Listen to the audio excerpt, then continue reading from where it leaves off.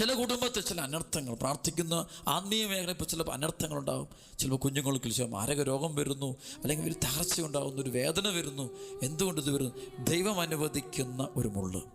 ആ മുള്ള് എന്തിനാന്ന് പറയുക, വ്യക്തമായിട്ട് പറയുക, വെളിപാടുകളുടെ ആധിക്യത്താൽ ഞാൻ അധികം ആഹ്ലാദിക്കാതിരിക്കേണ്ടത്. ശരിക്കും ആഹ്ലാദിക്കാതിരിക്കേണ്ടതിനുള്ളത് ശരിക്കും ചിന്തിക്കാൻ, അഹങ്കരിക്കാതെ. ചിലപ്പോൾ നമ്മുടെ ആത്മീയ വളർച്ച വരുമ്പോൾ നമുക്ക് അഹങ്കാരം വരും.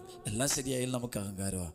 എല്ലാ കാര്യവും ഓക്കെ ആയാൽ നമ്മളെല്ലാവരെയും മറക്കും, ദൈവത്തെയും മറക്കും, മറ്റുള്ളവരെയും മറക്കും, നമ്മളെ തന്നെ നമ്മൾ മറന്നുപോകും. ഇത് മറക്കാതിരിക്കാൻ, ദൈവവുമായിട്ടുള്ള ബന്ധം സൂക്ഷിക്കാൻ, എപ്പോഴും ദൈവാശ്രയത്വത്തിൽ നിൽക്കാൻ നമ്മൾ എന്ത് ചെയ്യുന്നു?